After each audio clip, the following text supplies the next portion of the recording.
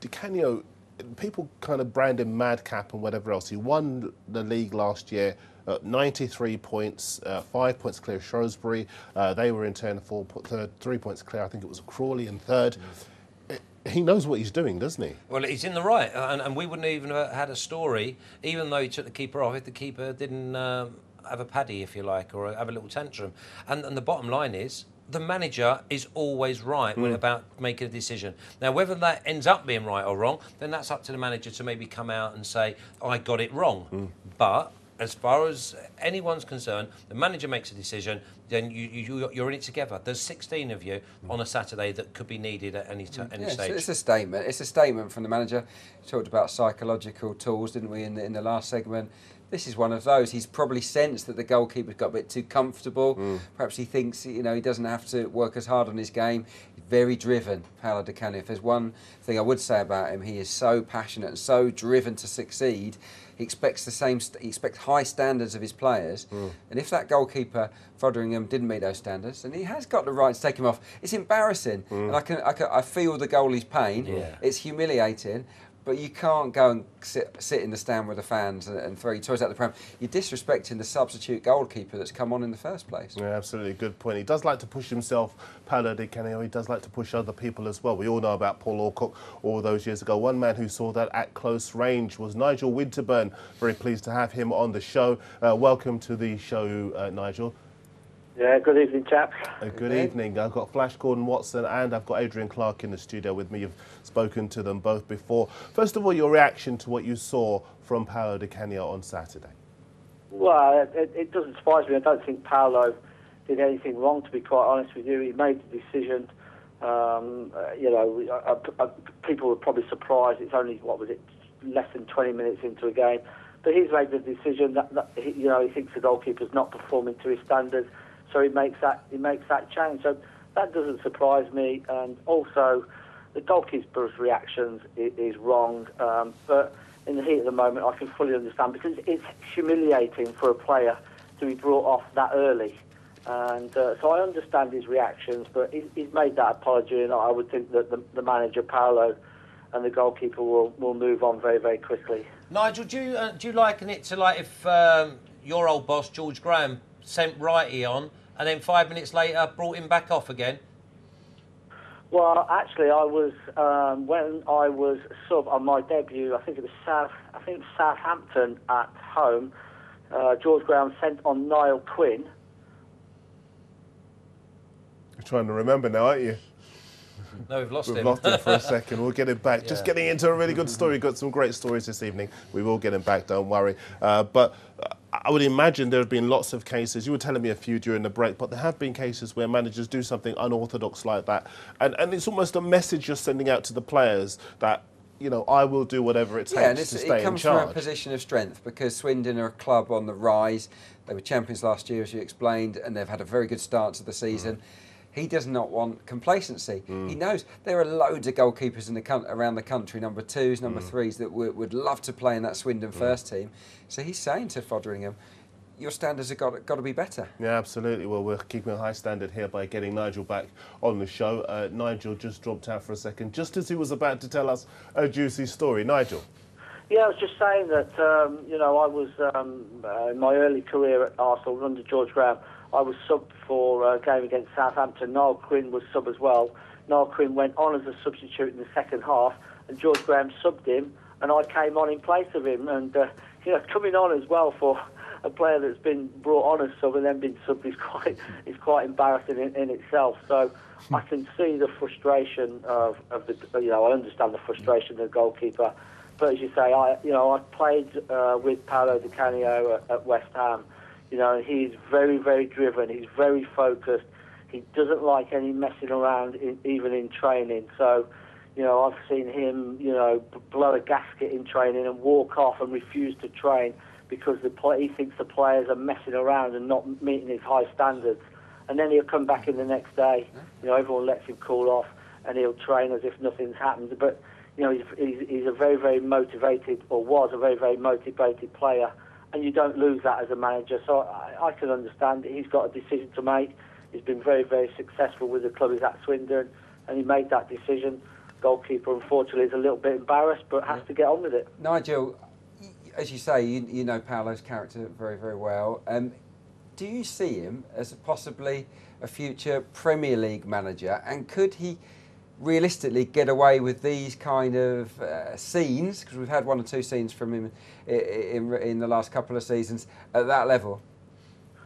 Well, I think as you move up through the levels as a manager, I think you have the respect of the players as well. I think because of where Paolo's been as a player, and he drops down through the leagues as a manager, then he knows that none of those players are anywhere near as good as what he was. When you start to move up through the leagues and into the Premier League, I think Paolo would, if he got to that level, would respect those players. I'm not sure if he didn't feel someone was pulling their weight in a game. I still would think that he would take them off, because that's the way he is. But I think he might deal with players slightly differently. But he's a very, very passionate guy, and you have to accept that. You have to meet his standards.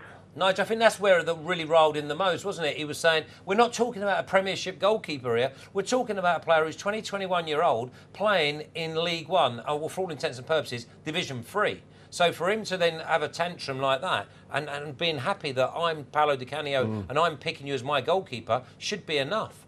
Yeah, well, it sort of summed the goalkeeper's day up, didn't it? Because he sliced the water bottle as well, Yeah, hooked it. But no, you got listen. You have to respect the manager.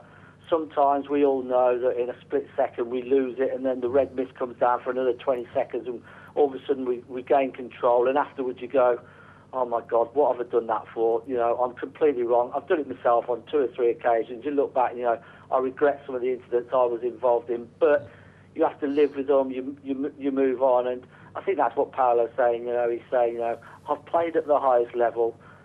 I'm now a manager. I think I understand what I'm doing. If I decide you're not having a good game, you're coming off.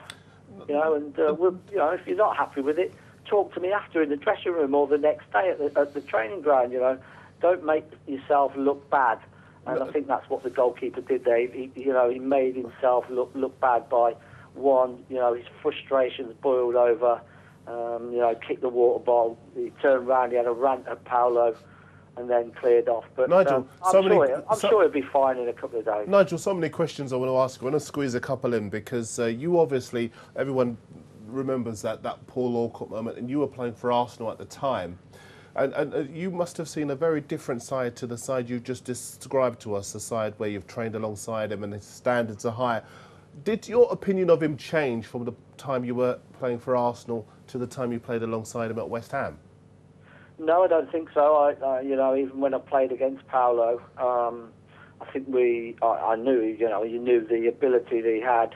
I think, but then when you go and train with somebody and play with somebody, I think it became very, very clear very quickly. We had great an understanding and respect for each other, because we trained and played the same way. We gave everything in training. We gave 100% in the games, and it doesn't surprise me that that's the way Paolo is. What you do get when you start to train with somebody and play with them, rather than just watching them and knowing they're a good player, you get to see how good they are.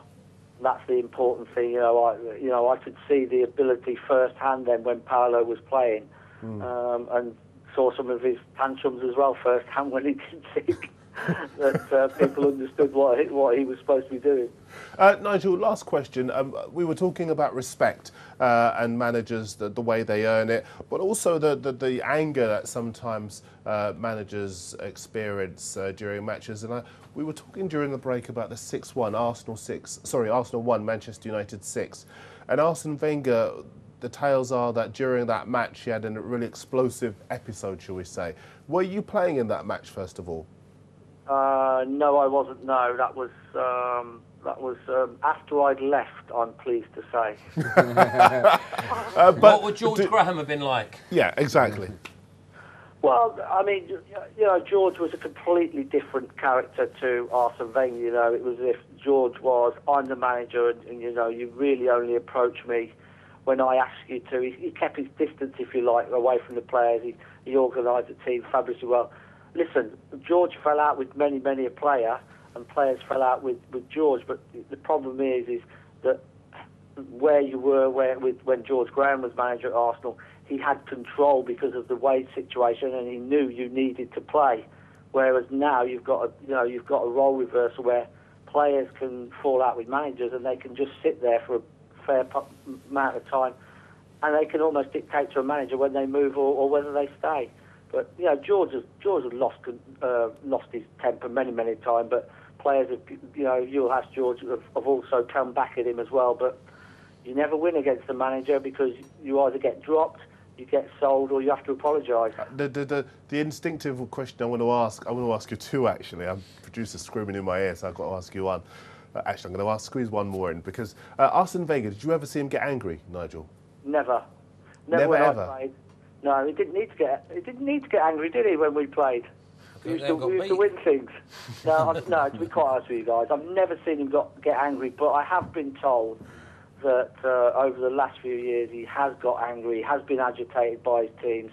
I think because he's had a genuine belief that his team is good enough to win things. And when they drop below the high standards that he expects them to set themselves, then I think occasionally he has let the players know that they're playing for Arsenal Football Club and they're letting themselves down. So when I was there, no, I didn't see it, and I've even saw where Pat Rice started to have a go at it in one game at half-time, and Arsene Wenger told him to be quiet, told him to shut up and leave the players alone. Well, you don't get that very often, but maybe things are changing with Arsene Wenger.